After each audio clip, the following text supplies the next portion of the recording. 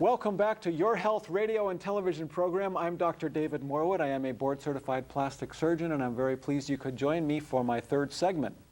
During this third segment, I'd like to talk about tired eyes or tired-looking eyes. If I could count the number of times that patients have come into my office and their concern is that their eyes look tired, and people comment to them that they must have had a very short night of sleep, or they're they look sleep deprived, etc. And the patient will tell me that they feel fine, they certainly feel alert and wide awake, but their eyes look tired. If I could count the number of times I've heard that story, I think it's perhaps one of the most common concerns I hear of anything in plastic surgery. So what I'd like to do is go through the list of how I evaluate someone, what I listen to, what I look for, what I can help with in a patient, the difference between the upper lid and the lower lid, adjacent structures. We'll touch a little bit upon dark circles under the eyes, etc. Now, to start, I think that the eyelids are very profoundly affected by the adjacent structures. And by adjacent, I mean the nearby structures. When we talk about the upper lids, I think we've got to look at the eyebrows and the forehead and not just the upper lids themselves. When we talk about the lower lids, lower eyelids, I think we have to look at the cheek as well and not just the lower eyelids. That's because, for example, the cheek provides a foundation for the lower lid. And I think if the foundation is not there, just like in a building, if the foundation is weak or doesn't provide good support, it's very difficult to affect a permanent or longer lasting or even effective rejuvenation to the lower lid. So I want to repeat that. Whenever I see someone in the office and they're concerned about their upper or lower lids, I think it's very important that we look at the adjacent structures. I start off by looking at the forehead and the eyebrows, and again, for the lower lids, I look at the cheeks. So let's talk a little bit about why I look at the forehead and eyebrows. First of all, deep creases or a very high forehead or a very low forehead can profoundly affect the way the entire orbital area or the eye or the area around the eye looks, or how it can look. If the brows themselves are too low, that can lead to an appearance that there's more extra skin of the upper lid than there actually is. Now, I do want to mention that there's a difference between men and women.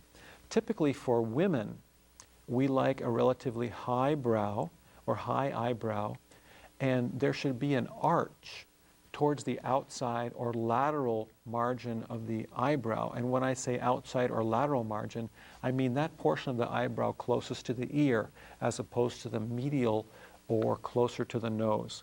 Now, the ideal female brow form is slightly high or higher than the male, and there's a gentle upward slope towards the lateral canthus or towards the outer corner of the eye. And there's a peak there.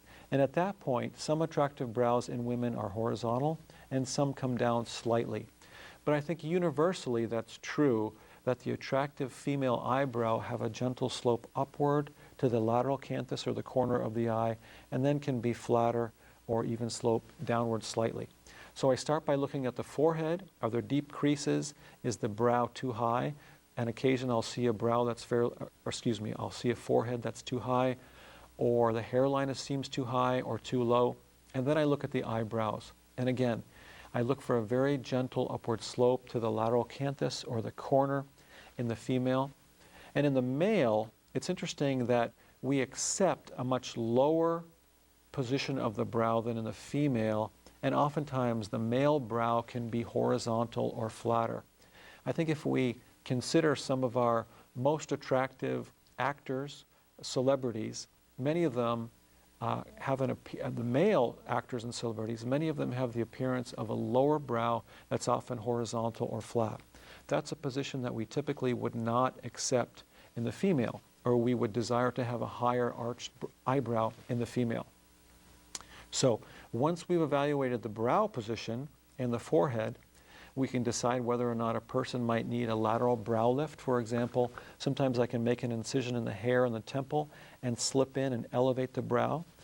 Sometimes I can use an endoscope. That's like a small telescope where I make very small incisions in the scalp, or just where the hairline, just where the hair meets the forehead, and slip down with a little telescope or endoscope, very similar to an arthroscope, and I can lift the brow that way. That's called an endoscopic brow lift. There's another lift called the coronal lift that I don't do very often, but it's done still, and it's the traditional sort of classic way to do the brow lift. That's when a fairly long incision is made across the top of the scalp, or actually about 1/3 of the way back from the hairline. That's called a coronal lift. And then the area is undermined, which means we go under like a wrinkled bedspread. We can loosen the muscles, strip some muscles, redrape the skin, remove skin, etc. That's a more extensive approach, but it certainly can be very effective. That's called a coronal brow lift. So there's different ways that we affect the forehead and the brow.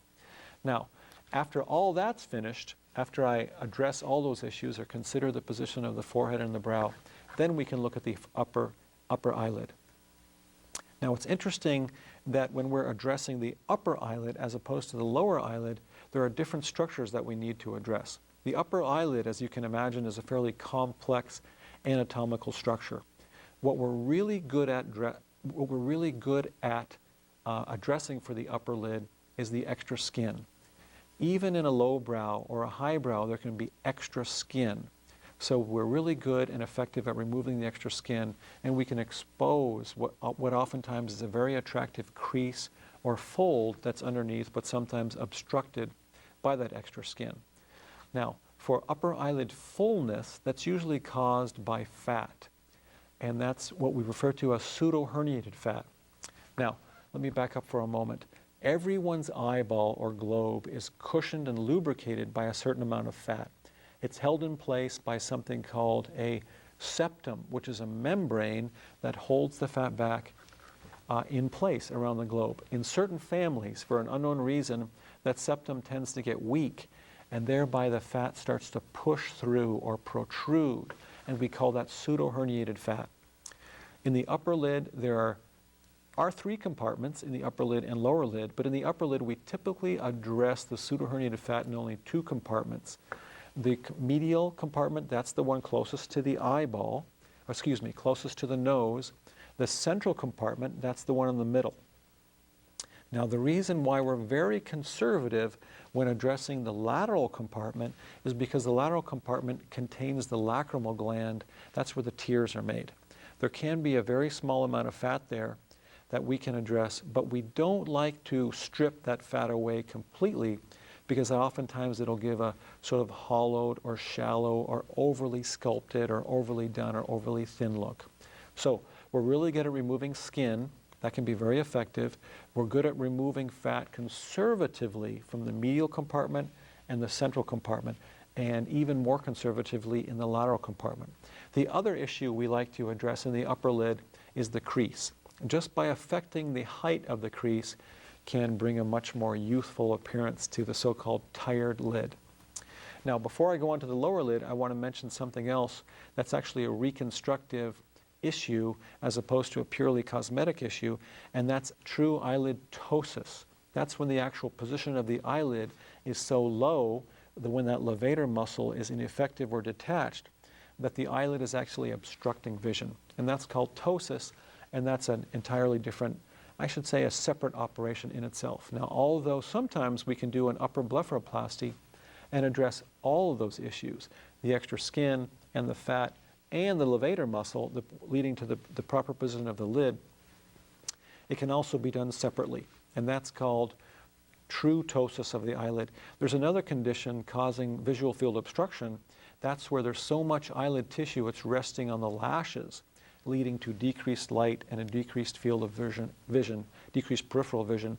That's called lash ptosis, and that condition is called dermatochalasia. So let's move to the lower lid.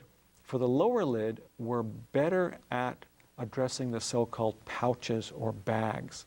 Now, as I said, those pouches and bags are caused by the fat lubricating and cushioning the globe, and the fat is pushing through, almost pushing through that orbital septum or membrane, and we're really good at that. There's a number of ways we can get to that fat. One way is called the transconjunctival approach. That's when we make an incision actually on the inside of the lower lid through the conjunctiva. It's not at all the eyeball where we make the incision, but we make an incision on the inside of the lower lid. That's called a transconjunctival approach. We go through what's called a capsulopalpebral fascia. I described how we open the conjunctiva, and then we can address the 3 separate components in the lower lid causing those pouches or bags, and we're good at that. Now, what about extra skin of the lower lid? Oftentimes I'll hear patients coming in, people coming in saying, my eyes look so tired and I have these big bags of skin, these big pouches of skin. That can be deceptive. I think to remove too much skin from the lower lid is not an attractive, it doesn't lead to an attractive appearance, and also it can lead to problems such as lid retraction or something called ectropion. Ectropion is when the lower lid actually pulls down closer toward the cheek, kind of a sheepdog look. And that can actually happen even when no skin is removed. So we need to be very careful when we evaluate the patient or the person ahead of time in the office. Oftentimes they'll do what's called the snap test, where we test the tone of the lid. And even after we do that, we can sometimes get fooled. So we've got to be very careful. I tend to be very conservative, very ginger with skin removal or even muscle removal in the lower lid. So we're good at removing the fat pouches. I think we need to be very careful when we do skin removal or even muscle removal from the lower lid. Sometimes I'll see a person with a very profound ridge just under the lower lashes. That's the orbicularis. The orbicularis muscle is that muscle that closes the eyelid. It's like a sphincter. There's one muscle that opens the eyelid, that's called the levator. I talked about that with ptosis. And then there's also the muscle that closes the eyelid, that's a sphincter, that's called the orbicularis oculi. And of course there's an orbicularis oris around the mouth, that's also a sphincter. But the muscle that closes the eyelid, that's called the orbicularis oculi. Some people will come in with a very hypertrophic ridge just under the eyelash, and that's actually the muscle.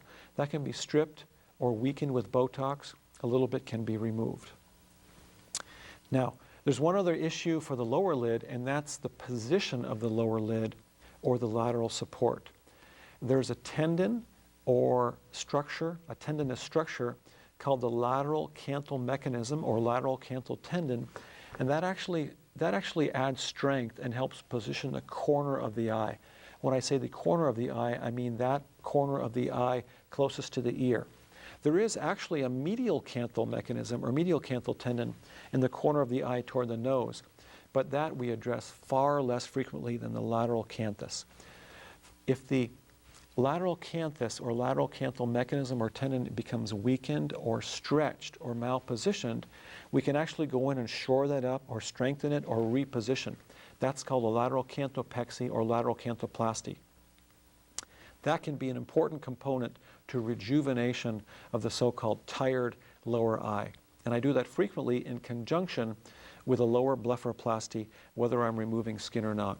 And sometimes I will see a patient and that's all they need, is that lateral canthus strengthened and supported. There's another issue I'd like to mention regarding the lower lid, and that's the tear trough. The tear trough is that area between the eyelid and the nose, right where it meets the cheek. There's a little groove there in everyone. In some people, that groove or tear trough gets deep and it casts a shadow.